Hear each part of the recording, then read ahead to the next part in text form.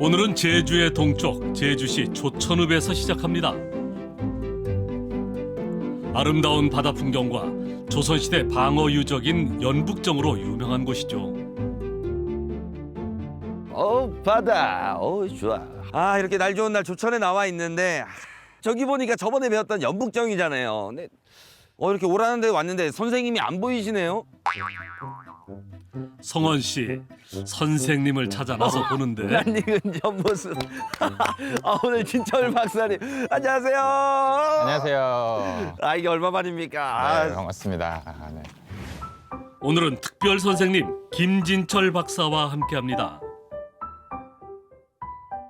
연북정에 나와 있는데 네네.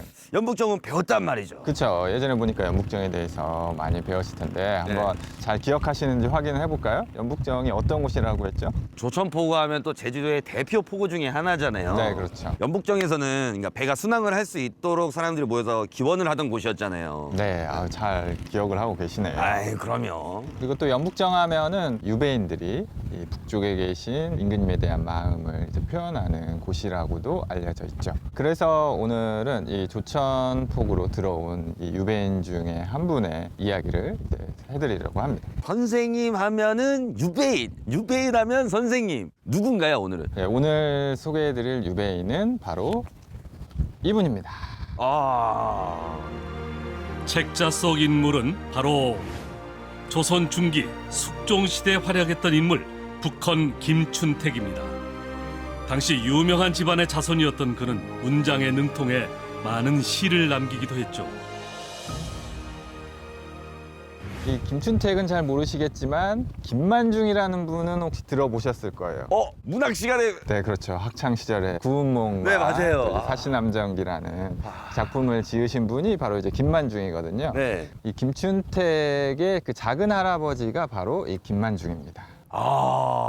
이러면 좀 가깝게 좀 느껴지시죠? 그럼요. 이 김춘택이 아무래도 이제 김만중 집안이다 보니까 이 뭐 글도 아주 잘 쓴 인물로 알려져 있고 네. 이제 문학계에서도 좀 중요한 작품들을 이제 쓴 인물로 알려져 있거든요. 네. 근데 이제 이 김춘택의 유배에 대해서 이제 말씀을 드릴 텐데 상당히 많은 기간을 이제 유배로 이제 보낸 인물 중에 한 분입니다. 심지어 이제 5번이나 유배를 갔던 인물이죠. 뭐 금천, 해남을 거쳐가지고 이제 제주에서 한 5년 정도 이제 유배 생활을 했던 분으로 이제 알려져 있죠.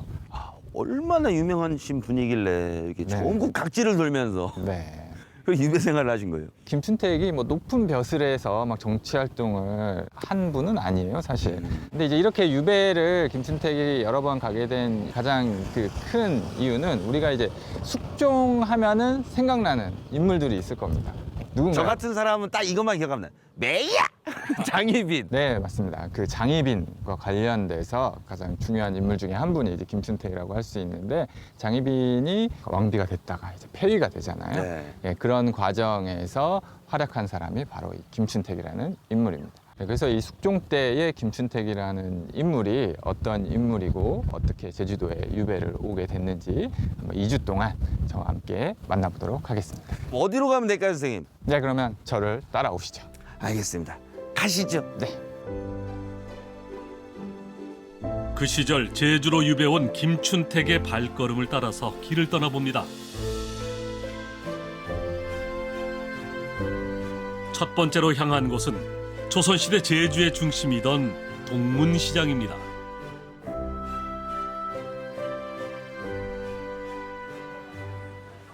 선생님, 네. 동문시장이잖아요. 네, 맞습니다. 이곳이 그 김춘택이 유배 생활을 했던 그 집이 있던 곳으로 이제 알려진 곳이죠. 그래서 옆을 보시면은 바로 이 표지석이 하나가 이제 보이죠? 김춘택과 관련되어 있는 표지석입니다. 그 뒤 아들 춘택도 유배되어 한때 이곳에 적거하였으며 손자 덕재도 유배되는 등 3대가 제주에서 유배 생활을 하였다. 김춘택 말고 다른 이름들이 많이 나와 있어요. 그렇죠. 네. 김진구 적버터라고 돼 있죠. 이분은 이제 김춘택의 아버지죠. 김춘택의 아버지가 김춘택보다 먼저 제주도에 유배를 이제 왔었습니다. 근데 왜 우리가 김춘택 얘기하는데 여기 왔느냐? 네. 김춘택이 유배를 왔을 때 그 목사가 좀 배려를 해줘요. 그래서 너는 어디서 유배 생활을 하고 싶으냐 이렇게 물어본 거죠. 우리 아버님께서 제주도에 유배를 왔을 때 머물렀던 곳에서 자기가 유배 생활을 했으면 좋겠다.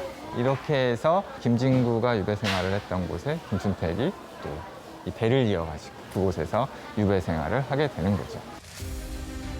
아버지와 자신 그리고 나중엔 아들까지 3대가 제주로 유배된 기구한 운명. 당대 유명했던 가문의 세 부자가 제주까지 유배를 오게 된 이유는 무엇이었을까요?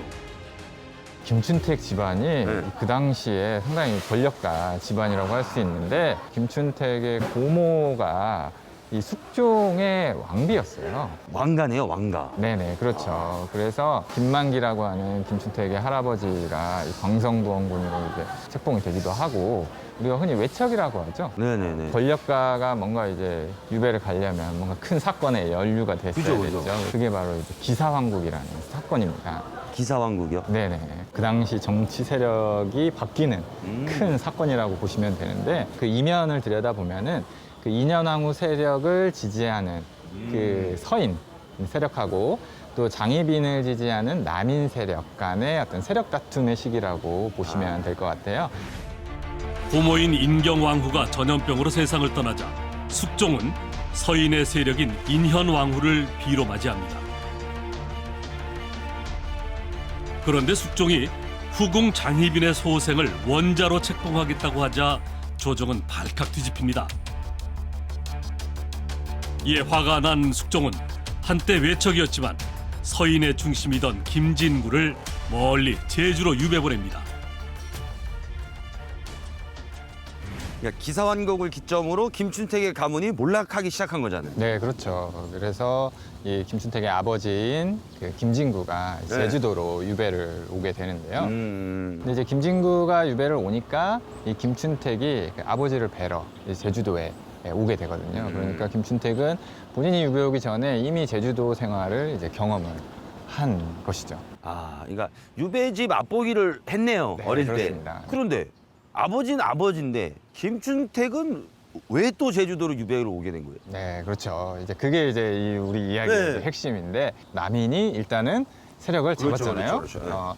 근데 그렇다고 이제 서인들이 이제 가만히 있지는 않았겠죠. 그 시도 중에 하나가 바로 이 인현왕후의 이제 복위 운동입니다. 이 숙종이 물론 인현왕후를 궁궐에서 내쫓고 장희빈을 이제 왕비 자리까지 올렸거든요. 근데 이제 좀 또 둘 사이에 또 미묘한 이 갈등이 또 생기는 거죠. 그때 이제 새로 부각되는 인물이 누구냐면 이 숙빈채 씨라는 처음 들으실 거예요. 숙빈채 씨. 이 영조의 어머니가 바로 이 숙빈채 씨예요. 장희빈에 대한 총애가 점점 이제 숙빈채 씨 쪽으로 이제 점점 넘어가는 거죠. 네. 그래서 이제 그런 갈등들이 이제 막 불거지는 거예요, 궁궐에서.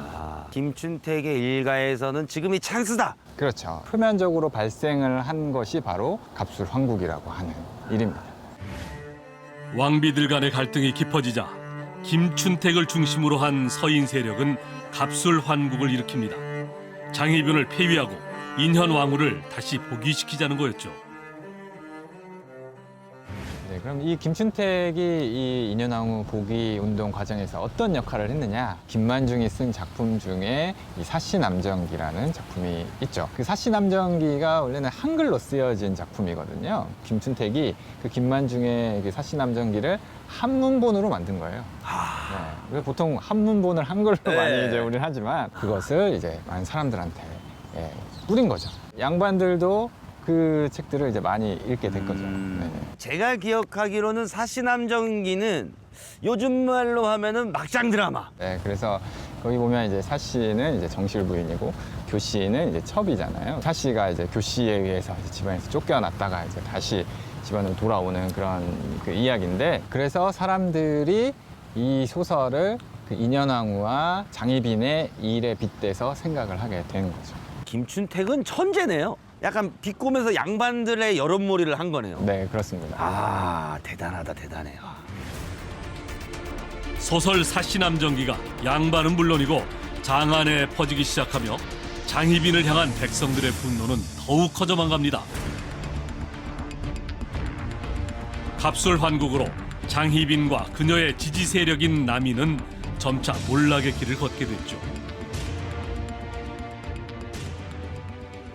그리고 또 하나 또 그 김춘택과 관련해서 그 전해오는 이야기를 보면은 장희재라는 인물이 있어요. 네. 누구냐면 장희빈 오빠예요, 오빠. 그 인물의 첩하고 김춘택이 내통을 해가지고 그 남인 세력의 정보를 빼냈다. 첩이랑 또 그렇게 하면은 뭔가 또 내연의 관계가 있는 것 같은데. 예, 예. 그렇게 이제 사람들이 인식을 한 거죠. 그래서 이제 그 와중에 또 이 장희빈이 숙빈채 씨를 암살하려고 했다라는 사실이 발각이 됩니다. 결과적으로는 그 일 때문에 장희빈 세력들이 이제 한꺼번에 몰락을 하게 되는 그런 또 계기가 되는 거죠. 아니, 선생님. 아까 김춘택의 초상을 봤잖아요. 네, 그렇죠. 근데 김춘택이 그렇게 미남은 아니거든요. 지금하고 이제 미의 기준이 네. 다를 수도 있으니까요. 예, 그리고 또 이제 장안에 좀 이게 좀 미남으로 많이 좀 알려졌었나 봐요. 어떤 이야기까지 전해져 오냐면 숙빈채 씨하고 김춘택하고 이제 미리 아는 관계였다. 영조가 김춘택의 아들이다. 막 이런 이야기까지도 이 야사에 돌기도 합니다. 소문까지 날 정도면은 김춘택은 조선 최초의 미남계를 일으킨 주인공이다. 네, 뭐 제가 직접 만나본 적은 없어서 예, 정말 얼굴이 잘생겼는지 그런 걸 잘 모르겠지만 그래도 이런 이야기들을 우리가 모아서 생각을 해보면 특별한 능력을 갖고 있었던 인물인 것만큼은 분명한 것 같습니다. 작은 할아버지의 소설을 이용해 정세를 바꾸었던 고도의 전략가 김춘택. 결국 김춘택의 세력인 서인이 다시 조정의 권력을 찾게 됐지만 이 사건을 기획한 김춘택은 그 책임을 피하지 못합니다. 선생님, 그럼 김춘택은 집안을 다시 일으킨 그런 인물 중에 한 명인데 그럼 살아도 한양에서 떵떵거리며 살아야 되잖아요. 갑술왕국이 잘 이렇게 계획된 대로 됐는데 네. 김춘택은 사실은 장희재의 첩하고 내통했다라는 그게 네네네. 빌미가 돼서 계속 이제 공격을 이제 당하는 거죠. 아. 이게 나중에 어디까지 확장이 되냐면 장희빈의 아들이 이제 네. 경종이잖아요. 네.